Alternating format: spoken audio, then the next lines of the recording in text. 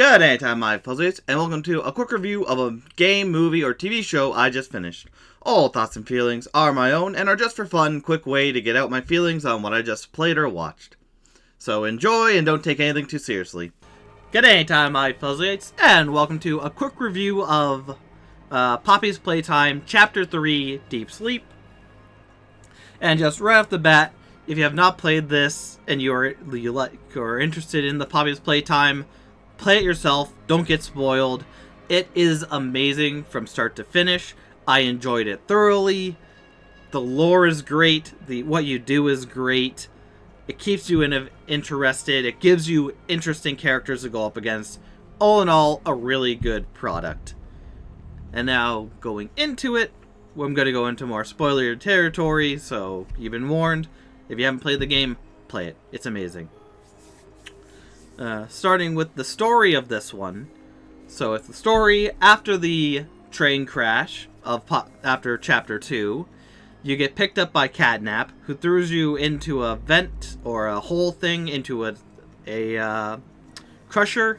But you manage to escape, make your way through the factory until you get to the Playtime Dome, which is where all the orphans were held at the orphanage and whatnot. And so as you go, you hear someone named Ollie on the radio who needs you to open a way forward. But of course the power goes off. Catnap, the main villain of this, is stopping you along the way. And you kind of go from area to area, the school, or the home sweet home, to the school, under playground, the playhouse thing, into the courthouse area, and whatnot, trying to get power on. And getting attacked by different creatures along the way, being Catnap, or a school teacher, or the Smiling Critters dolls. It's a lot of fun and great stuff. In the end, learning that the hour of joy really was when all the toys went berserk and killed each and every person inside the factory, claimed it for themselves, and brought them all down to the basement to be slowly eaten over time. Woo! And the story is fine.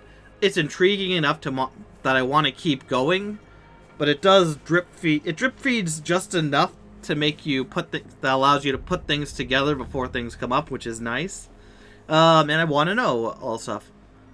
Also, one thing we didn't learn about is that's what happened to all the adults, at least. I don't know if that includes all the children, or if all the children were moved somewhere separately to be used somewhere else. I think we'll find that out later. I have an assumption that the prototype is using the kids for something. But yeah. Story's good. I liked it. It's not very in-depth, but it does good to keep you going and keep you wanting answers and to see where everything goes. In a natural-ish sort of way. And with characters, you have your own character, who doesn't say anything. Poppy, who wants to fight against the prototype, who did all the harmful things to everyone. And whatnot. She really doesn't like the prototype, or anyone serving under him. Or her. I don't know if they said gave it a gender or not. Not that it matters. And then you have Kissy Missy, who doesn't talk, but is caring as well and wants to help out. You also have Catnap, who is a villain in the background. He uses the poppy gas in order to make his prey hallucinate and then eats them. He's very in the dark, stays in the background. He has a plan and is fully devoted to the prototype and wants to do what he can to help the prototype. And he does so gratefully. You also have the one teacher who, I'm assuming, got locked in a room with all the other teachers, her sisters and whatnot, and was the only one to survive after killing all the other ones, or they all died, and is now working with Catnap, or was working with Catnap, and whatnot, and she prided herself on having fun, tormenting people, and wanting to kill, and especially wanted to kill the kids if he got her hands on them. And that's kind of it for characters. We saw Dog Day, but he was kind of just explaining very little of what's going on. It was more of a shock value thing. Poor Dog Day. but it's still good. And besides that, yeah, characters are fine. They keep me going, keep me wanting to go. I love Catnip and everything he does. The teacher was amazing. She had the gimmick of the Weeping Angels, where she would only move when you're not watching or when the line of sight was broken. But at the end, there was a corridor, and she just didn't stop when you looked at her, and she would run at you, proving that she was doing it because she wanted to. It was a game to her. She was having fun. Ultimately, she lost when she could have not done that, but, you know, as it goes. Really good, really fun characters that do add a lot and make sense for the world we're in. And it's really fun. Besides that, though, we did the story, characters, the location. The location being in the dome, the Playtime Dome and whatnot. You went to a few locations there, besides the dome itself, which housed 4 or 5 different areas, being the Home Sweet Home, which was where everyone, I guess, lived and slept and whatnot, so there was a lot of rooms with beds in them. A lot of rooms with beds in them. Areas to relax, have fun and whatnot, play with toys. There was a school where there was a lot of rooms with desks and whatnot for learning, a very schoolish area. There was the playhouse area that you went into after going underground, and that had a lot of playground stuff. You had a lot of the tubes, a lot of soft foam where you could just run around, walls to block you made of foam and whatnot, I assume, and whatnot. So it's a good jungle gym-esque area. And then the counselor's office, where it was just a counselor's office, as well as some backstage areas where it was kind of just machinery and whatnot, without much playtime flavor to it, but still good. Each area had their own unique look, they had their own unique feel that I really appreciate and like.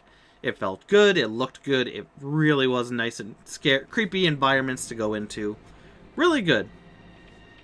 And I can't wait to see more. Little weird, I think I mentioned this in another time and even in the video. It's weird it's all underground, but I guess if you don't have room to build on top, you have to go underground. Weird, but, you know, the dissension, disbelief, suspension of disbelief. It works good. It gets the point across. I enjoy it. Woo.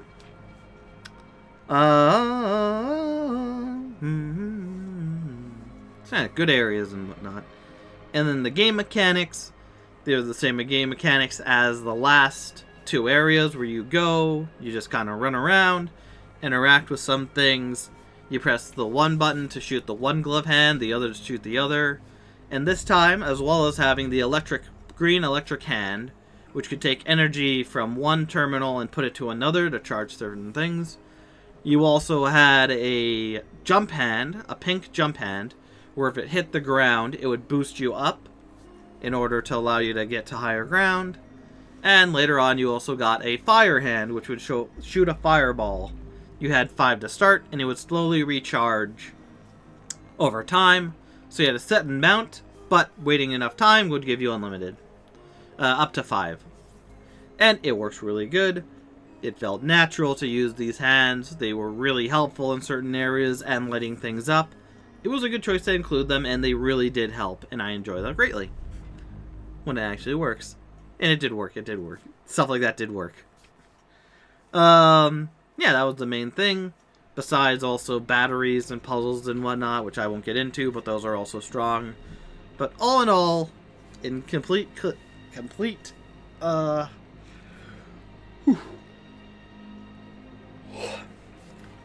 would it be? Conclusion. The story is intriguing enough to make me keep wanting to go through. The characters themselves are interesting and creepy, and I would love to learn more about them and learn more about what happened with each one to make them go that way, which we got some pages. We missed a bunch, unfortunately, but we're getting there. The areas were lovely to play around in and run through and whatnot. And, yeah, then the game mechanics all worked. It was really fun. I think the only one major problem was there was a puzzle where you had to knock something off or drop something from a high height in order to break it open. And you had, while there was a few areas you could go to knock it off, you had to go through a set path in order to get the thing up there and drop it off, rather than using both hands to pull it right up, which I felt was weird, but whatever. And then there was a final fight there was a battle against Catnap, where you're in a room and you had to, like, turn smoke on and every so often. That also felt way too quick by the end. I got it, but it was really close. But yeah, other than that, it was a great game. Play it if you haven't. I highly recommend it. It was really good. But I will leave this here. Thank you, my Days, for watching, and I will see you next anytime. Take care.